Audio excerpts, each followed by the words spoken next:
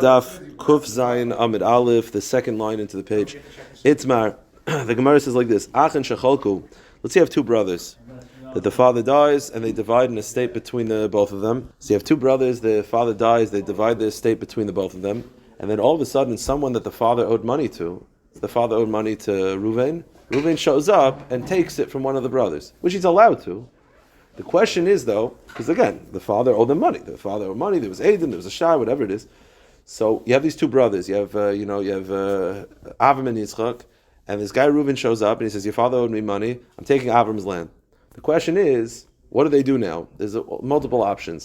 There's basically two major options, and that is, okay, Avram is messed up and he loses it forever, and Yitzchak is fine, or Yitzchak takes his field, splits it in half, and redoes the chalukah. Those are the two opinions. It says the Gemara, Rav Amar Batal Machlokes. Rav says we redivide it, meaning, as we're going to see in a moment, the fact that Avram lost the field it's not his fault. His father owed money. Therefore, Yitzchak takes his field and redivides it between the two of them. That's Rav's opinion. And Shmuel says, Shmuel says he lost out. Meaning, so the first opinion is that you take Yitzchak's field, split in half. Shmuel says, no, Yitzchak doesn't have to give him anything. Avram lost. The guy took it from Avram. That's tough luck. He's out, as we'll see in a moment why. And then you have a third opinion, which is Rav Asi. We're going to see in a moment. Rav Asi says, Noitel Ravia Bekarka Ravia B'mois. The way the Rashbam explains it, what it means is that Rav Asi holds, again, according to Rav, you take Yitzchak's field, split in half, and give half to Avram. According to Shmuel, Yitzchak gives him nothing. So it's either nothing or half. So you know what Rav Asi says? I'm not sure. Whenever you're not sure, what do? A quarter. You do a quarter, either a quarter in land or a quarter in cash, meaning he's not sure whether we pass in like Rav that Yitzchak should get half the field. He's not sure whether we pass in like Shmuel that Yitzchak should get nothing. So it's either half or nothing. So split the difference. Give him a quarter because he's Mesafkale if we pass in like Rav or Shmuel. So what's the lumdis of the Machlokes? Rav Asi is just unclear. But what is Rav and the Shmuel's Machlokes about? So Rav Amar Batal Machlokes Kasavar Ha'achin Shecholku Yarshin Hein. This is a very, very famous machlokes throughout Shas, that when you have a father that dies and the brothers take the land and give one land to Avram, one land to Yitzchak, there's two ways to look at it. Either you could look at it as because of Breira, they're both Yarshim. Avram got the field from his father. Yitzchak got the field from his father. When the father died, he never said this one to go to Avram, this is the Yitzchak. But we retroactively, Breira, we look at it as that's the Yerusha for Avram, that's the Yerusha for Yitzchak. That's not how another opinion holds of it. The other tzad, which is always famously Rav Yechanan, is that ha'achin shecholku lekuches hein. He says, no, there's no such thing as breira in this case. So what does it mean? This is how you're supposed to perceive it, that when Avram takes his field, he's purchasing it from Yitzchak. And when Yitzchak takes his field, he's purchasing it from Avram. It's not that it's a Yerusha, because if it's a Yerusha, the father never said which field goes to who. Rather, they both have rights to it. Avram, by him taking it, he is purchasing it from Yitzchak, and by Yitzchak taking it, he's purchasing it from Avram. What's the nafkamina? This is the nafkamina. I'll tell you why. If it's a Yerusha, if Avram got a Yerusha from the father, and Yitzchak got a Yerusha from the father, then it's not fair for Avram to lose out. He has as much of a right to the first one as he does to the second one. So then if it's taken away, so retroactively it shows that was never part of the Yerusha, so he goes to Yitzchak and he resplits it. But if you perceive him as a buyer, he's a buyer, but he's a buyer without achrayus. If I buy land from you, and I take and you say no takes, no backsies, I'm not protecting you, I don't care what happens, the final sale, nothing to do. You know what the halacha is? All of a sudden, if let's say I buy the fields from you, and you owed money to John, and John comes and takes it, nothing. He's the right to take it, and because I purchased it from you, he had a deal that preempted my purchase, and I can't go to you because I was shaloi b'achrayis. That's the machlokes over here. Whether Avram, according to Rav, Avram, the first son who the debtor took it from, he's perceived as a Yerush. So because he's a Yerush, Yitzchak's a Yerush. So if you take it away, it turns out it was never part of the Yerusha. So fine, he splits it with Yitzchak. Why does Shmuel say he loses out? Tough luck. It's because Shmuel looks at the brothers as purchasers. They purchased it from each other. So it's the equivalent that Avram purchased it for Yitzchak. It was then taken from him, but he purchased it without achrayas. He purchased it with no backsies. And like any time you purchase land, it's a gamble. Says the Gemara, Shmuel Amar Vidar, Kasavar Ha'achan Shechalku L'kuchasein. He holds that when brothers split a Yerusha, they're considered purchasing it from each other. Ubekesh le'achrayas dami. And it's like purchasing it without achrayas. And therefore, you lose out. What is Rav Asi Shita? Rav Asi is very simple. He's not sure who we paskin like, so because he's not sure, split the difference, give him a quarter. Amra Papa, how do we paskin? And all these cases, today's case, yesterday's case, is mekamtsin. The halacha is that we don't undo the chalukah, we don't undo the Yerusha, but rather we make it work. So if, let's say, like we said yesterday, that if a third brother pops up out of nowhere, we don't re-split it, but rather each brother gives him a little. That's how he paskins. And Ameimar Amar Batal Machlekes. Ameimar says, no, we paskin like Rav, that in all these cases you have to redo the Yerusha, the Hilchas of Batal Machlekes, and that is the proper halacha. Okay. Gemara says like this, Tan Rabbanan, we're dealing with the following case. This is going to take us to the Mishnah. It's a little bit of math, but it's not that complicated. It's just strange math. And that is, let's say you have a Rabbanim, a Bezdin is going out to evaluate the value of land of an orphan. Right? If orphans are under bar mitzvah and they need to sell land because they need money, because they need to pay off bills or food, so the Bezdin would go and evaluate the land. So you have 3 members of Bezdin all evaluating land. It's very possible that they'll have different evaluation. And the question is, what do you do when there's a different evaluation? That's this Gemara until the Mishnah. Says the Gemara, Tan Rabbanan Shloisha Shiar Dilashum. You have 3 members of the Bezdin to go appraise the land. So let's say the following: the first 2 cases are very simple. The third case is a little more complicated. The first case is very simple. One judge says the land is worth $100. Shnayim oim masayim. 2 judges say the land is worth 200. So you got 2 against 1. Very simple. The halacha is you go with the majority. Or the opposite case. You don't listen to the 1 judge, you listen to the 2 judges. Majority wins. Opposite case. 1 judge says it's worth 100. I'm sorry, of Shnayim Masayim, or vice versa. So basically, if you have 2 judges that disagree with the 1, you always go with the 2. It doesn't matter with the value. But here's the complicated case. 1 judge says it's worth $100. One judge says it's $80. Esrim because Esrim Sloim, which is really 80 zos. I'm just going to convert it to the finalized number. So 1 judge says $100. 1 judge says $80, and 1 judge says $120. So you got 80, 100, and 120. What do you do now? So again, you got 80, 100, and 120. So we have 3. I think it's 3 opinions. Let's go through each one. Rav Elazar ben Tzadok Omer Nidan Petition. He says, the first opinion of Tanakam is Nidan B'mana. You go with 100. You got 80, you got 100, and you want 20.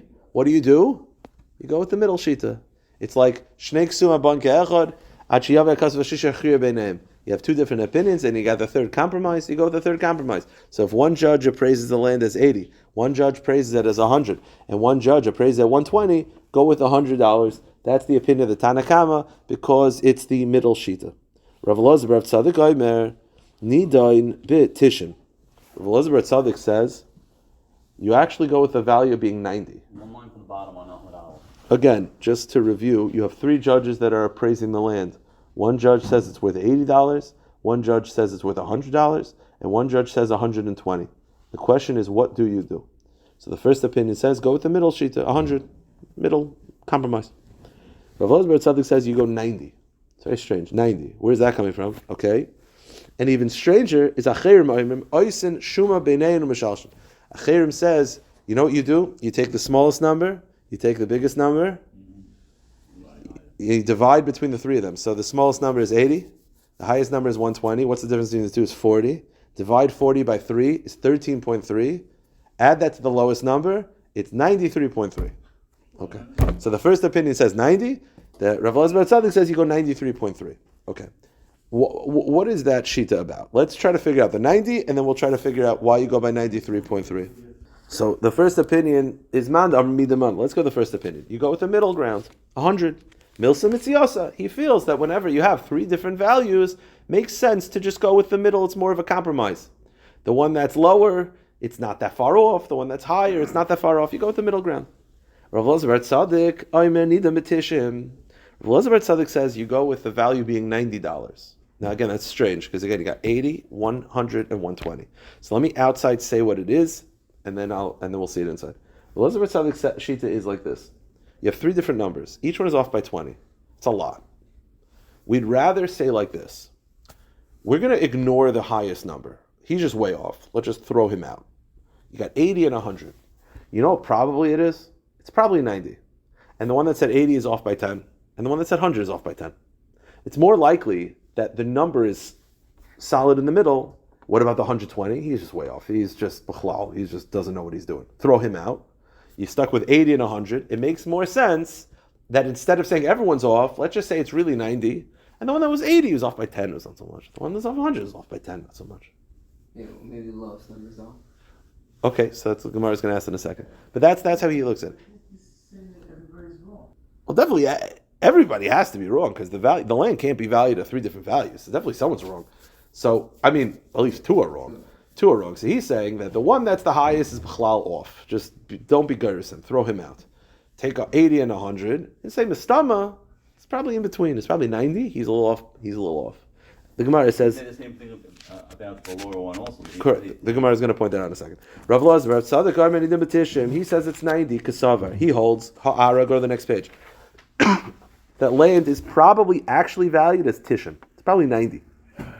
Hi, Dekamar Esrim. So why did one say 80? Tikatoya, Asar Macharei, he was off by 10.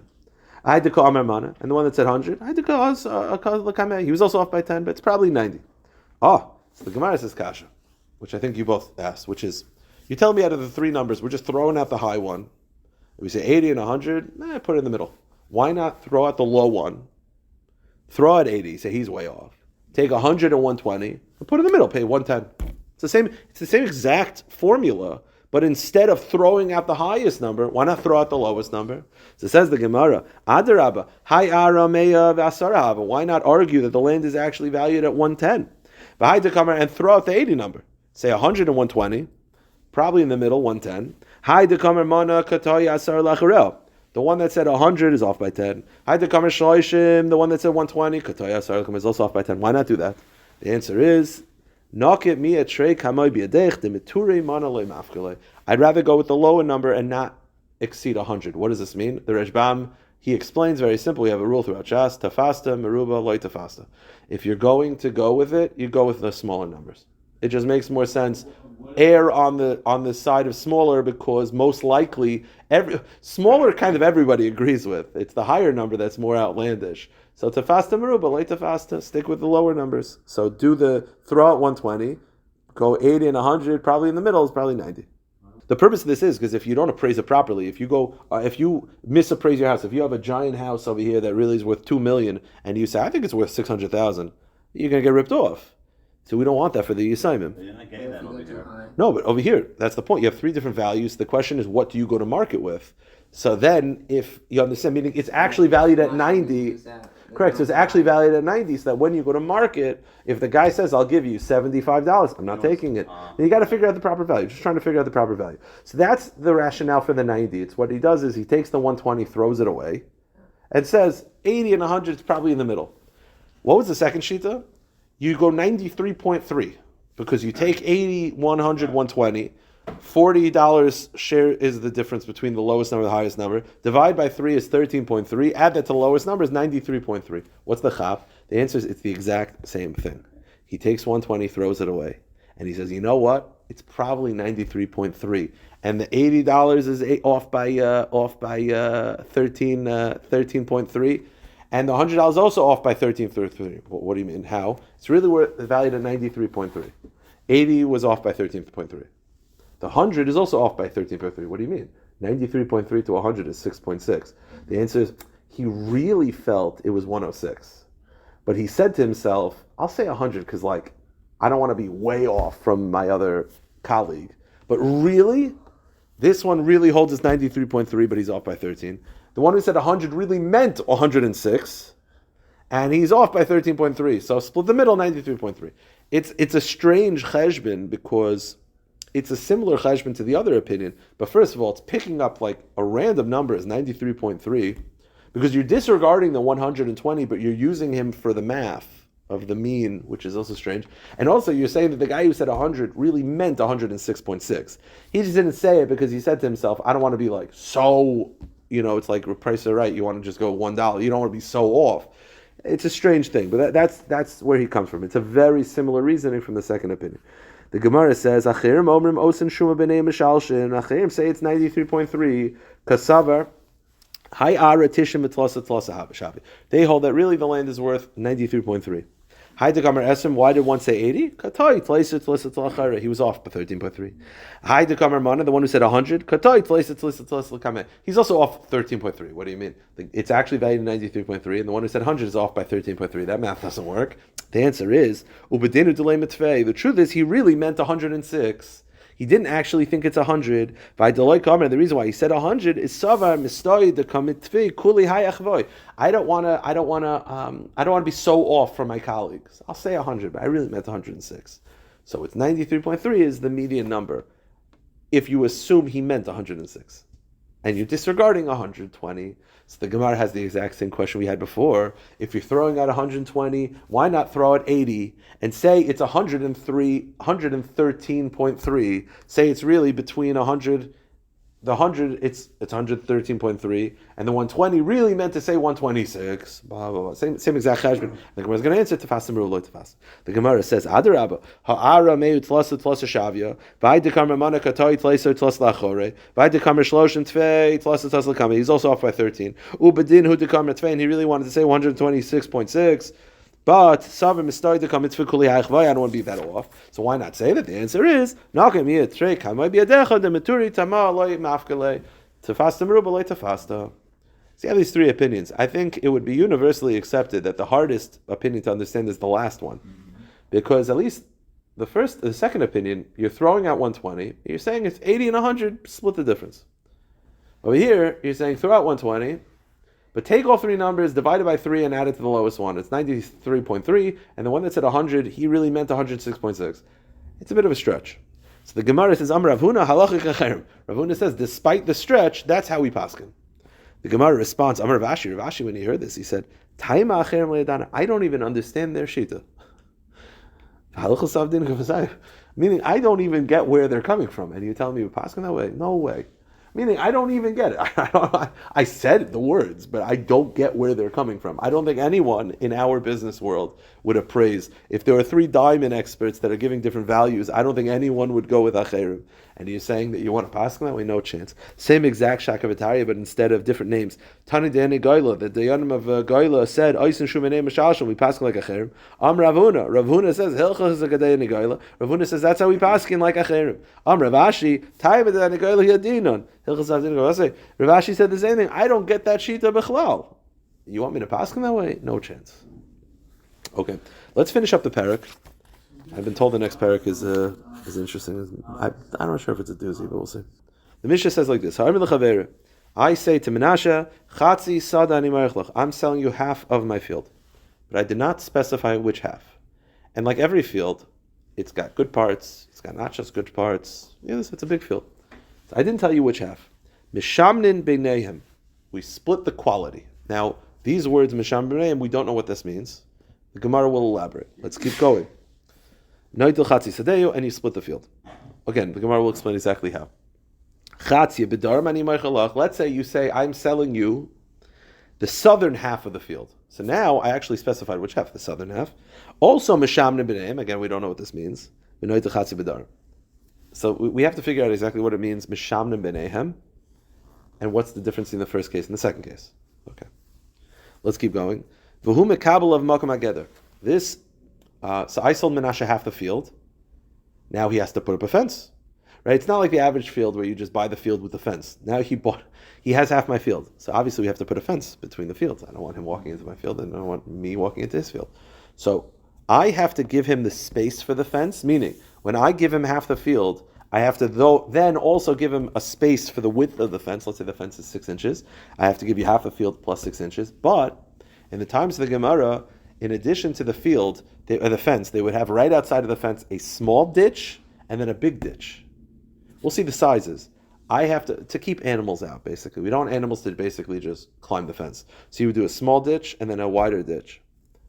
to keep animals, make it uncomfortable for them to come. I have to supply not only half the field, I have to give you a space for the fence, I have to give you a space for the small ditch and the big ditch. It's my responsibility. It says in the Mishnah, Mekabel makam ageder, charetz uben charetz, small ditch and big ditch. How big were they? Kamu charetz. How big is the big ditch? Shisha tvachim, 6 tvachim. Uben charetz, and how big was the small ditch? Shlosha, it was 3 tvachim wide. Okay. The question is, what does it mean in the Mishnah when I say to you, I'm selling you half my field, but I don't say which one? Mishamnin b'nei. What does that mean? So it says the Gemara, Amrav Chibar Rav Yechanan. They would have a smaller ditch and then a wider ditch. Yeah. To keep animals out. Because the animals will hop in the big one and feel comfortable. You keep the different levels, it keeps the different types of animals out. Like in the stores and they prevent the birds. Yeah, that's Beis Hamikdash had that. The Gemara says, Amar Chibar Rav Yechanan, Lekeach noitel kachush shaboy. When it says that I sell the field to Menashe, I say I'm selling you half the field, and I don't say which one. So the Mishnah said Mishamnin. You know what Rav Chia bar Abba says? You know what it means? You get the cheaper half. Meaning, it's not divided in equal size. It's divided by value. When you say you're buying half the field, you're not buying in space, you're buying in value. And I can give you the cheaper half. That's what he's saying. Huh? You might have to give more space, but I'm giving you in value the cheaper. Meaning we're not splitting it in size. It's not like you literally just take a line down the center. But rather, you figure out the value of the field. I'm giving you the cheaper half of the value. So let's say the value of the field is worth $1,000. I can give you $500 worth of land. It could be the cheapest land. It might be more. Yeah, I understand that. I don't care. The point is, I don't have to give you good land. I just have to give you $500 worth of land. That's half the value, half the field. It's value. That's how he's interpreting the Mishnah. By the way, it kind of makes sense because right? You want to take the better land from me. Well, I never specified the better half. I'll give you half. And we're understanding what that means is I'm giving you half the value. Here's the problem though. Mishamnin, shuman, sounds fatty. It sounds like good, delicious. It sounds like chashiv. You're telling me I give you the cheaper half.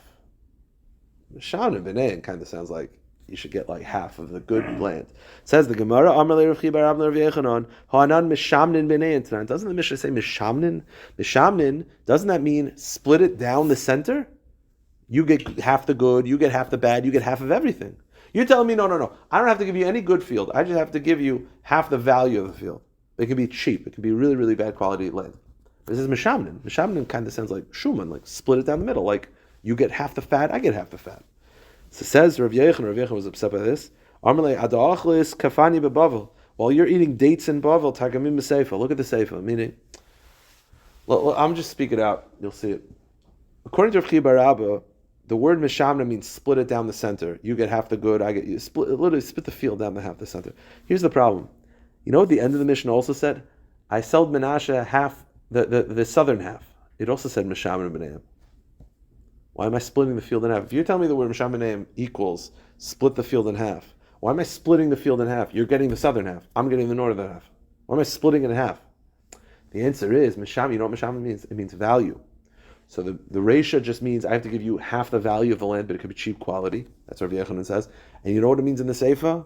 When I tell you I'm selling you the southern half, Mishamnin, you don't actually get the southern half.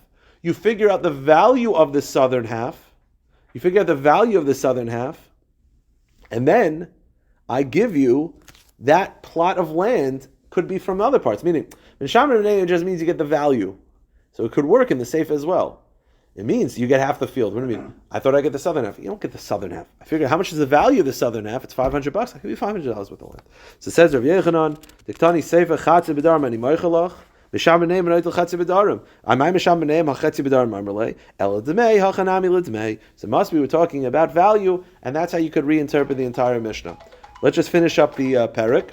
The Mishnah says, the Gemara says like this: Mekabel makom geder. That when I sell Menashe half the field, I have to also give him a space for the fence, a small ditch and a big ditch. Tana charetz mibachutz. This is how they would do it. They would have a fence outside of the field, fence, then wide trench. Then small trench, then wide trench. So both ditches were outside of the fence. They were not in the field. They were outside of the field, but it would be fence, small ditch, big ditch.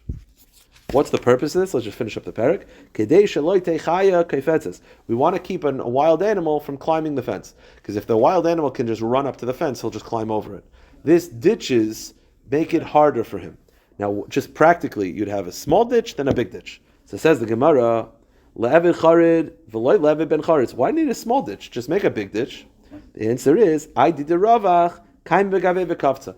If it was just one giant ditch, the animal, while he would be scared initially, he would actually get into the ditch and he would get comfortable. It's this big ditch, then small ditch, that change makes him uncomfortable. He's not going to go to the fence. Says the Gemara, le'evid ben charitz v'le'evid charitz. Why not just make a small ditch? Why do you need a big ditch for? The answer is, I did cut and kaim hashvase bekavtza. Because there's some animals that could jump over the small ditch. So you need the big ditch and then the small ditch to prevent animals from just jumping. But also, the different sizes makes it uncomfortable for them. The kama ben charitz, the ben charitz, and how much space between ditches? Tefach. Hajj and alach, beis hakur. Stop here.